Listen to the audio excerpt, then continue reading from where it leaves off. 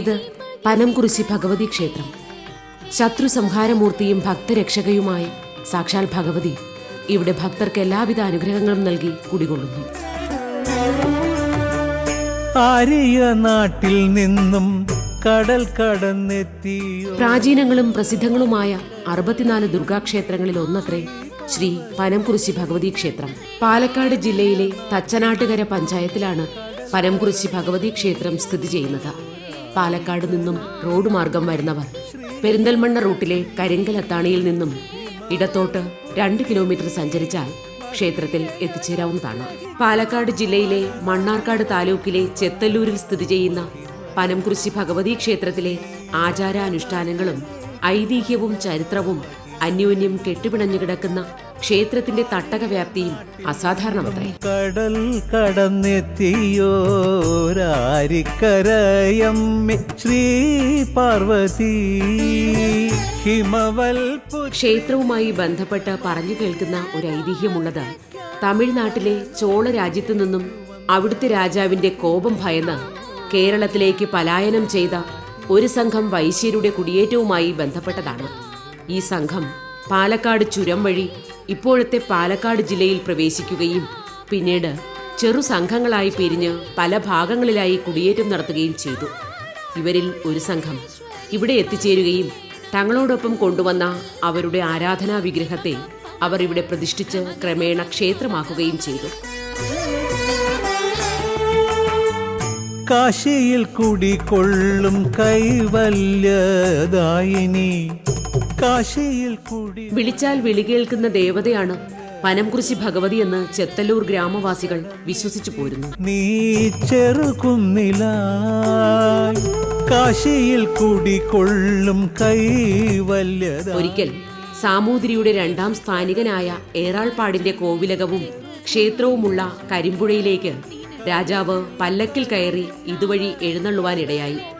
ഈ സമയത്ത് ക്ഷേത്രം ഊരാളരിൽപ്പെട്ട ഒരാൾ ഇതുവഴി പല്ലക്കിൽ കയറി ആരും കടന്നു പോകാറില്ലെന്ന് അറിയിച്ചു. അതിന്റെ കാരണം അന്വേഷിച്ച രാജാവിനോട് വിളിച്ചാൽ വിളികേൾക്കുന്ന ദേവിയുണ്ട് ഇവിടെ എന്ന് ആ ഊരാളൻ മറുപടി നൽകൂ. നീ വരദായിനി അമ്മേ വരദായിനി.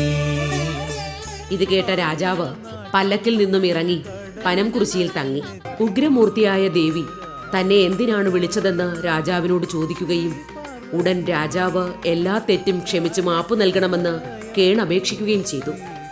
ദേവിക്കായി താൻ എന്തും തന്നെ നൽകാമെന്നും ഇനിയൊരിക്കലും ഇപ്രകാരം പ്രവർത്തിക്കില്ലെന്നും രാജാവ് ദേവി അറിയിച്ചു. രാജാവിന്റെ വാക്കുകൾ കേട്ട ദേവി കുളിക്കാനായി ഒരു കുളവും ചന്ദനമണിയുവാനായി ചന്ദനക്കണ്ടവും ഉടുക്കുവാനായി ഉറുമാലിക്കണ്ടവും വിറകിനായി കാഞ്ഞിരക്കണ്ടവും പണ്ടങ്ങൾ കെട്ടാനായി പുലീലക്കണ്ടവും നിവേദ്യത്തിനായി വേറെ കുറച്ച് ഭൂമിയും നീക്കിത്തരണമെന്ന് കൽപ്പിച്ചു. ദേവിയുടെ കൽപ്പന കേട്ട രാജാവ് ഇത്രയും കാര്യങ്ങൾ ദേവിക്കായി അനുവദിച്ചു നൽകിയെന്നാണ് ഐതിഹ്യം. ഈ സംഭവത്തോടെ ദേവിയുടെ പടിഞ്ഞാറോട്ടുള്ള വാതിൽ അടഞ്ഞുവെന്നും ഭക്തർ വിശ്വസിച്ചു പോരുന്നു. കൊണ്ടു ഞാൻ കുലദൈവമേ നൽകാം അർഘ്യപാദ്യം അമ്മേ അർഘ്യപാദ്യം. കരകവിഞ്ഞൊഴുകുന്ന കണ്ണീര് കൊണ്ടു. ചോള രാജ്യത്തു നിന്നും മൂത്താൻ സമുദായക്കാരായ 7 കുടുംബക്കാരാണ് ഇവിടെ എത്തിയതെന്നാണ് വിശ്വാസം. അവരുടെ പിൻതലമുറക്കാരായ അമ്പലത്ത്, മുസലിയാത്ത്, പൊത്തിരത്ത്, കരിപ്പുമാൻ, ചീരം കണ്ടത്ത്, ആയിച്ചത്ത്, ഏറാട്ടുകൂത്തൻ എന്നീ വീട്ടുകാരായ ഗുപ്തന്മാരാണ് ഇന്ന് ക്ഷേത്രമൂരാളന്മാർ. ദീർഘചതുരാകൃതിയിലുള്ള ഈ ശ്രീകോവിലിനകത്ത് സപ്തമാതൃക്കളോടുകൂടി ഉത്തരാഭിമുഖമായ ചാമുണ്ടിയാണ് പ്രധാന പ്രതിഷ്ഠ. ശ്രീകോവിലിൽ കിഴക്കേ അറ്റത്തായുള്ള ചാമുണ്ഡി ദേവിയെയും തുടർന്ന് നിരനിരയായുള്ള സപ്തമാതൃക്കളെയും പൂർണ്ണമായി ദർശിക്കുക അസാധ്യമാണ്. പ്രധാന പ്രതിഷ്ഠയായ ചാമുണ്ഡിയെ നേരെ മുന്നിൽ നിന്ന് വലിയ ഒരു വൈരയ്ക്കകത്തുകൂടിയേ ദർശിക്കാൻ സാധിക്കുകയുള്ളൂ.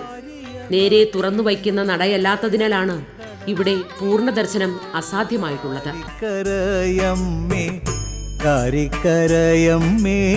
ശ്രീ പാർവതി. നിത്യേന 3 പൂജയാണ് പനംകുറിശി ഭഗവതി ക്ഷേത്രത്തിൽ വിധിപ്രകാരം നടന്നു വരുന്നത്. തീയന്നൂർ മനക്കാർക്കാണ് ഈ ക്ഷേത്രത്തിലെ തന്ത്രാധികാരം. അനുഗ്രഹിക്കാൻ മലനാട്ടിലേക്ക് വന്ന ചാന്താട്ടം, കളംപാട്ട് എന്നിവയാണ് ക്ഷേത്രത്തിലെ പ്രധാന വഴിപാടുകൾ. എല്ലാ വർഷവും തുലാമാസം 12-ാം തീയതി കഴിഞ്ഞു വരുന്ന ചൊവ്വാഴ്ച ആരംഭിക്കുന്ന കളംപാട്ട് പനംകുരിശി ക്ഷേത്രത്തിലെ ഏറ്റവും വിശേഷാലുള്ള വഴിപാടാണ്. മീനമാസത്തിലെ 1-ാം ചൊവ്വാഴ്ച വരെ തുടരുന്ന കളംപാട്ടിന് കരിപ്പൊടി, അരിപ്പൊടി, പച്ചിലപ്പൊടി, മഞ്ഞൾപ്പൊടി, ചുണ്ണാമ്പ് തുടങ്ങിയ ജൈവ നിറക്കൂട്ടുകൾ മാത്രമാണ് ഉപയോഗിക്കുന്നത്. കരയമ്മേ ശ്രീ പാർവതി, ശ്രീ പാർവതി ദേവി, ശ്രീ പാർവതി. 8 കൈകളോടെയുള്ള ദേവിയുടെ ചിത്രം വരച്ചുകൊണ്ടാണ് കളംപാട്ടിന് തുടക്കം കുറിക്കുന്നത്. ക്ഷേത്ര മേൽശാന്തി പൂജ നടത്തുകയും ചെയ്യുന്നു. ഈ തട്ടകത്തിനകത്തുള്ള ക്ഷേത്രങ്ങളിലോ ബ്രാഹ്മണാലയങ്ങളിലോ കളംപാട്ട് നടത്തുകയാണെങ്കിൽ അത് പനംകുരിശി അമ്മയ്ക്ക് മാത്രമേ സമർപ്പിക്കാവൂ എന്നത്രേ വ്യവസ്ഥ. അങ്ങനെയാണ് കാറൽ മണ്ണയ്ക്കടുത്ത് തൂതപ്പുഴയിൽ കാളി നടന്ന കടവ് കാളിക്കടവ് എന്ന പേര് സിദ്ധിച്ചതെന്നും കാറൽ മണ്ണയെ തന്റെ തട്ടകത്തിൽ നിലനിർത്തിയതെന്നുമാണ് ഐതിഹ്യം.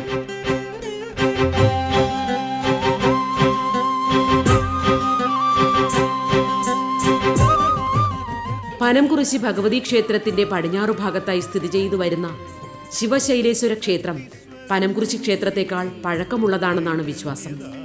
ഇപ്പോൾ പനംകുരിശി ക്ഷേത്രത്തിന്റെ കീഴേടമായി അറിയപ്പെടുന്ന ഈ ക്ഷേത്രത്തിലാണ് ആദ്യം ദർശനം നടത്തേണ്ടത് എന്നാണ് വിശ്വാസം.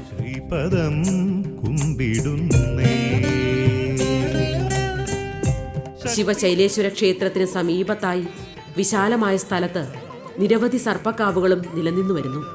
ഇന്ന് വിവിധ കുടുംബക്കാരുടെ നിയന്ത്രണത്തിലാണ് ഒരു പ്രദേശമാകെ വ്യാപിച്ചു കിടക്കുന്ന ഈ സർപ്പക്കാവുകൾ. 8 ദേശങ്ങളുടെ അധിപതിയായ പനംകുരിശിക്കാവിലമ്മയുടെ തിരുമുൻപിൽ എല്ലാ വർഷവും തുലാമാസം 12-ാം തീയതി കഴിഞ്ഞുവരുന്ന 2 ചൊവ്വാഴ്ചകളിൽ ചൊവ്വായ എന്ന ആഘോഷം കൊണ്ടാടപ്പെടുന്നു. ദേവീ പ്രീതിക്കായി ഭക്തർ നേരിട്ട് വന്ന് ക്ഷേത്രമുറ്റത്ത് പായസം സ്വയം പാകം ചെയ്ത് ഭഗവതിക്ക് സമർപ്പിക്കുന്ന ചടങ്ങത്രേ ചൊവ്വായ ആഘോഷം.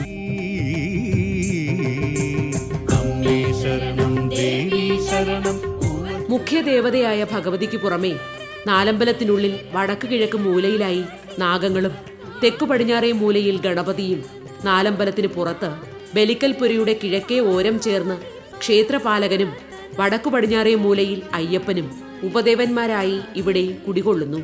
മീനമാസത്തിലെ മകയിരം നക്ഷത്രത്തിൽ നടത്തിവരുന്ന പൂരം പുറപ്പാടാണ് പനംകുരിശി ഭഗവതി ക്ഷേത്രത്തിലെ പ്രധാന വിശേഷ അവസരം. ശ്രീ പനംകുരിശി ഭഗവതി ക്ഷേത്രത്തിലെ പൂരം പടഹാദി ചടങ്ങുകളോടെ പുറപ്പാടും 3-ാം പൂരം രാത്രി കൊടിയേറ്റത്തോടെ ധ്വജാതി മുറിയിലുമായി താന്ത്രിക ചടങ്ങുകൾ നടക്കുന്നു. മീനമാസത്തിലെ മകയിരം വാരപക്ഷത്തിൽ പുറപ്പാടും 7-ാം നാൾ പൂരവും കൊണ്ടാടപ്പെടുന്നു. ദിവസേന ഒരു നേരം ക്ഷേത്രകുളത്തിൽ ആറാട്ടും 8-ാം ദിവസം പുഴയിലുമാണ് ആറാട്ടം. തോണിക്കൊരു തുഴയാകേണമേ. പനംകുരിശി അമ്മയുടെ പുഴയ്ക്കാറാട്ട് പൂരത്തിന്റെ സമാപന ദിവസമായ 8-ാം ദിവസം രാത്രിയിലും പനംകുരിശി ഭഗവതിയുടെ സഹോദരിയായ മാങ്കോട്ടമ്മയുടേത് പൂരത്തിന്റെ സമാപനത്തിന് തലേന്ന് രാത്രിയുമാണ്. രണ്ടും തൂതപ്പുഴയിൽ മേലെയും താഴെയും കടവുകളിലാണ് നടക്കുക. ആ ദിവസം പനംകുരിശി ഭഗവതിയും സഹോദരിയായ മാങ്ങോട് ഭഗവതിയും അന്യോന്യം വിളക്ക് കണ്ട് പിരിയുന്നു എന്നാണ് സങ്കല്പം. പുഴയ്ക്കൽ ആറാട്ടിനു ശേഷം തിരിച്ചെഴുന്നള്ളുന്ന ദേവി 21 പ്രദക്ഷിണം കഴിഞ്ഞ് അകത്ത് കയറി 25 കലശമടി അത്താഴ പൂജയ്ക്ക് ശേഷം ശ്രീഭൂതബലി കഴിഞ്ഞ് കൊടിയിറക്കുന്നതോടെ പൂരത്തിന് സമാപ്തിയാകുന്നു.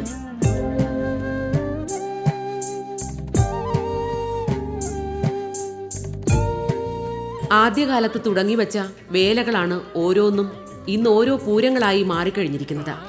കിഴക്കൻ പൂരത്തിന് ചെത്തല്ലൂർ ശ്രീകൃഷ്ണ ക്ഷേത്രം, തൃപ്പുലിക്കൽ ക്ഷേത്രം, കുറ്റാനശ്ശേരി, ശ്രീകൃഷ്ണപുരം, മണ്ണാറത്തറ, മാമ്പ്ര, ആറാട്ടുകടവ് തുടങ്ങിയ സ്ഥലങ്ങളിൽ നിന്നുമുള്ള ചെറുപൂരങ്ങൾ അണിനിരക്കുമ്പോൾ തെക്ക് രാമൻ തൃക്കോവിൽ ക്ഷേത്രം, പാലക്കട അയ്യപ്പൻ പാറ, എടമന ഭാഗം എന്നിവിടങ്ങളിലെയും ആലിക്കൽ തുടങ്ങിയവയും ചേർന്ന തെക്കൻ പൂരവും വടക്കൻ പൂരവും പടിഞ്ഞാറൻ പൂരവും എല്ലാം കൂടി ക്ഷേത്ര സന്നിധിയിലെത്തി ദർശനത്തിനു ശേഷം പൂരപ്പറമ്പിൽ സംഗമിക്കുന്നു.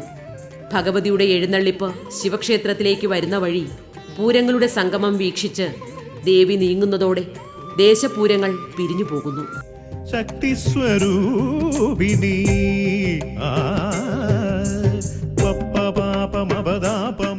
പനംകുരിശി ഭഗവതി ക്ഷേത്രത്തിൽ പൂരത്തോടനുബന്ധിച്ച് പല അനുഷ്ഠാന കലകളും നടത്തിവരുന്നു.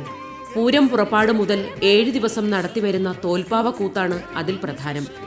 3 വർഷങ്ങൾ കൂടുമ്പോഴാണ് ഇവിടെ പാവക്കൂത്തിന് ആധാരമായ രാമായണം കഥ കാലം കൂടുന്നത്. ചൈതന്യദായിനി നിൻ പദം തേടി വന്നേ. രാമരാവണ യുദ്ധം നേരിട്ട് കാണുവാൻ സാധിക്കാതെ വന്നപ്പോൾ ദേവിക്ക് അച്ഛൻ ശ്രീ പരമേശ്വരൻ ആ കഥ തോൽപ്പാവക്കൂത്ത് രൂപത്തിൽ അവതരിപ്പിക്കുകയാണ് തോൽപ്പാവക്കൂത്ത് വഴിപാടായി നടത്തുന്നതിന് പിന്നിലുള്ള ഐതിഹ്യം. പൂരം പുറപ്പെട്ട് ദേവി ആറാട്ട് കഴിഞ്ഞു വന്ന് പ്രദക്ഷിണം കഴിഞ്ഞ് അകത്തേക്ക് എഴുന്നള്ളിയ ശേഷം ശ്രീലകത്തു നിന്നും മേൽശാന്തി തെളിയിച്ചു നൽകുന്ന കുത്തുവിളക്കും പ്രസാദവും കച്ചയോടൊപ്പം ക്ഷേത്രമൂരാളർ ദേശത്തു പണിക്കർക്ക് തിരുമുൻപിൽ കൊടിമരപ്പുറത്തു വച്ച് ഭഗവതിയെ സാക്ഷിയാക്കി നൽകുന്നു. പണിക്കരിത് ഏറ്റുവാങ്ങി കൂത്തുമാടത്തിലെ ചടങ്ങുകൾ നിർവഹിച്ച ശേഷം ക്ഷേത്രത്തിന്റെ പടിഞ്ഞാറേ നടയിലെത്തി തായമ്പക കൊട്ടി വാദ്യസമേതം കൂത്തുമാടത്തിലെത്തി തമിഴ് ഭാഷയിൽ കഥാകഥനം ആരംഭിക്കുന്നു. ഈ സമയം ക്ഷേത്രത്തിലെ നാലമ്പലത്തിനോട് ചേർന്നുള്ള മാളികത്തറയിൽ കൂത്തു കാണുന്നതിന് ഭഗവതി ഉപവിഷ്ടയാകും എന്നാണ് വിശ്വാസം.